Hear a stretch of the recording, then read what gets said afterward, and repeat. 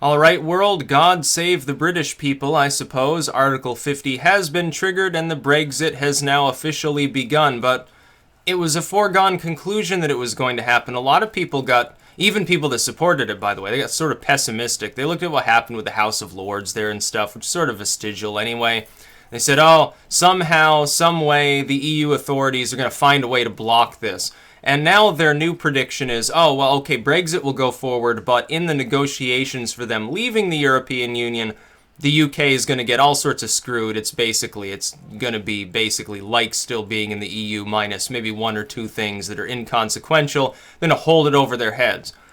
Impossible for several reasons. The people of the UK already voted on this measure. The Scottish right now, they want their own referendum, like the most anti-Brexit part of the UK might very well attempt again to pull away from the UK. I don't think that it will work. SNP is kind of sort of on board with it. Depends on who you ask. A lot of Scottish people really feel strongly about this. They want to leave the UK and then re-enter the EU, which is a terrible idea. I don't know what they're thinking. They'd get robbed of all the oil they do have. They'll be better off within the UK. If they want to hold that kind of referendum, first I should probably weigh in on my thoughts on that. I support the right of the people of Scotland to hold their referendum. The last time they did, the no vote had it. They did not leave the UK. I wouldn't expect a different outcome this time. In fact, I expect that the no vote would win by a larger margin. Now, Scottish nationalists can say, oh, well, that's because the media is fooling us and stuff. Yeah, of course, the BBC is propaganda. It's state-run, sort of UK propaganda. All these other groups, they're propaganda. That's what you get with the lamestream media. You should be paying attention. If you're a Scottish nationalist, you should be watching like Scottish nationalist channels on YouTube or Scottish nationalist bloggers or something like that. Don't pay attention to the BBC and all this crap. Now, that should go the way of the dinosaur, too. There shouldn't be any media in the civilized world that's state co-opted, state-run, state-censored. It should all be totally free. Preferably decentralized. You don't need a journalism degree and cap teeth and a hair plug in order to deliver news analysis. I'm living proof. So don't even bother worrying about those people. But here it is with the UK. The UK will leave the EU. Brexit has been triggered officially. Article 50 has been invoked. They will get most of what they want in their negotiations. There will probably be a semblance of free trade with the rest of the European states. And it will begin to resemble the models used by other partnered nations that are nonetheless not part of the European Union.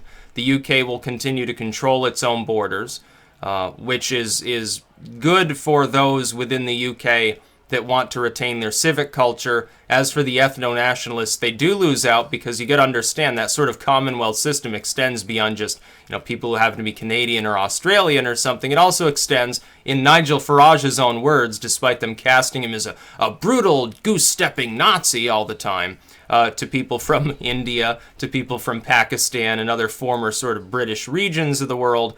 They speak English, so why aren't we letting them in, be an asset to our economy? Largely, by the way, he's right. A lot of people come there and they invest millions of dollars. Somebody from India, they're like, yeah, I'm rich here in India, but I'm still living in squalor. There's like ghettos around me, and there's, lack of proper water treatment and all these other things. So they say, oh, well, I'll just move to the UK. Even if I'm only upper middle class there, I'll be living in absolute splendid luxury compared to here. I can own a business chain. I'll open a bookstore. I'll open a restaurant. It doesn't really matter because there's opportunity there to be had, even if there's a higher tax rate and so forth. And they're right, largely, on that civic token. It's just sort of the way the world works. Yeah, if somebody has more wealth, they have more leeway. That's why a lot of upper middle class sort of self-employed people from the US, Canada, and places like that, they leave to escape the higher tax rate and go live like a king in like Thailand or the Philippines or something. They become an expat and they eventually renounce their US or Canadian or Australian citizenship because then they're still getting their income monetized in US dollars. They're making 5-6 times the average income in Thailand and even more for like the Philippines or something like that. They move to Vietnam. And it's a life of total luxury. By the way, I think in Thailand you can own like an RPG and take it to the range and start firing off rounds at targets there too. It's almost like a Second Amendment style culture on steroids, to tell the truth. They're like, oh, we got to defeat the commies. People have to know how to use this rocket launcher. Have to know how to drive a tank and operate a field gun. It's like, it must be amazing. It must be surreal. Think you can do that in like Cambodia? They have got so many surplus weapons from like the Pol Pot era there that for like $50 you can get a machine gun, and then you can drum after drum of this ammunition. You just fire it off all day for like a couple $100 or something. That's well beyond the reach of somebody who's native there usually, but for some expat, yeah, they can go there every weekend. The UK will leave the EU. They're not going to be screwed over. The UK, if it were some small, less consequential state with a very tiny economy, less people in it, less political leverage, yeah, they might get screwed over.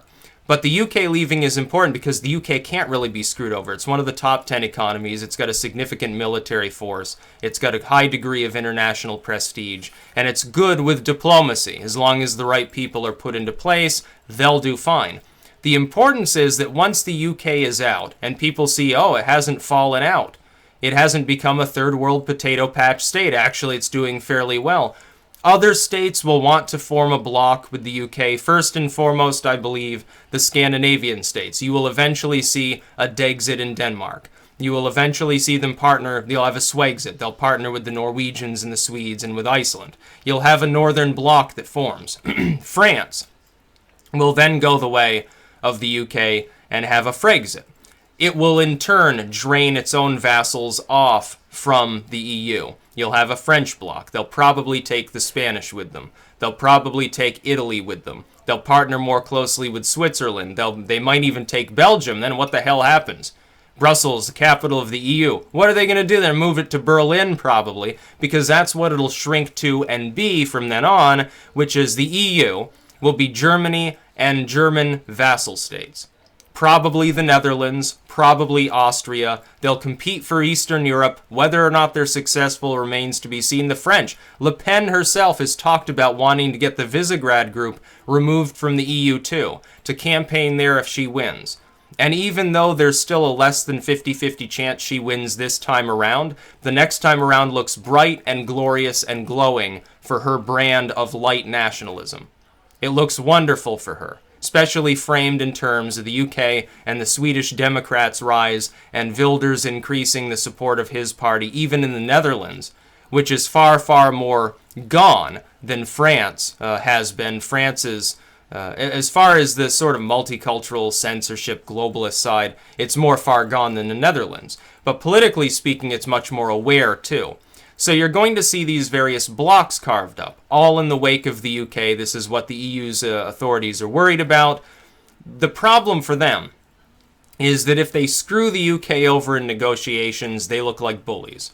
And that causes other states to say, maybe we should get out while the getting's good, because otherwise we're going to get treated that way. And the UK is already leaving. We'll partner with them.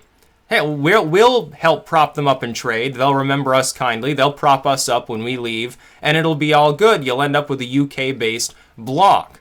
Some of these countries, they'll reinforce the French. They'll reinforce Front National and the Swedish Democrats, and so forth. If they don't hardball them, the UK does better, and then looks like a glowing example of the optimism of leaving the EU. There's nothing they can do. The EU's already toothless on this token. They're screwed. They know that they're screwed. That's why they're trying to figure out ways to revert to a German-centric model that will be smaller, but they'll have even perhaps more direct control over. That's what they want. They want Angela Merkel to be the Führer of the European Union. It's not going to work. The British are already leaving. And the idea that Scotland is going to pull away from the UK and return and give oil to Merkel, I don't think it's likely. And if it were to happen, that'd be the negotiation of all negotiations. Because even a lot of people from the EU are like, no, we're not going to let you in if that happens. You're going to have to go in the back of the queue. You'll be behind Turkey, number one. Number two, you're going to get screwed over because you're not the UK, you're Scotland. There's a little bit of a difference. The idea of stronger together works in the UK's sense. These countries pulling together some time ago, somewhat traditional. They're together, they work together. Yes, sometimes there's some uneven crap that goes on between these various blocks within the UK, North Ireland and Wales and Scotland and England, of course. That's very much true. And it's unfortunate that that happens. That's the result largely of the English-led parliament there. That's true. Regrettable. Sometimes they go a lot further right than Scotland apparently wants them to be.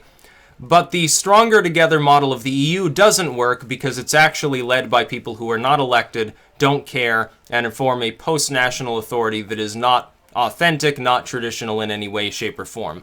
When the Scottish nationalists say we want to join the EU, they are denoting that they're not actually nationalistic in any sense. They're not Scottish nationalists. They're Scottish globalists who simply like the EU and its much larger bloc over the smaller bloc of the UK that can actually outmaneuver its political foes in the region or its political competitors, its trade competitors, specifically because it's still got an elected body running it. The EU doesn't. It's not really an elected body. It's not even a governing body at all. It's a bureaucratic system. It's a bureaucratic nightmare.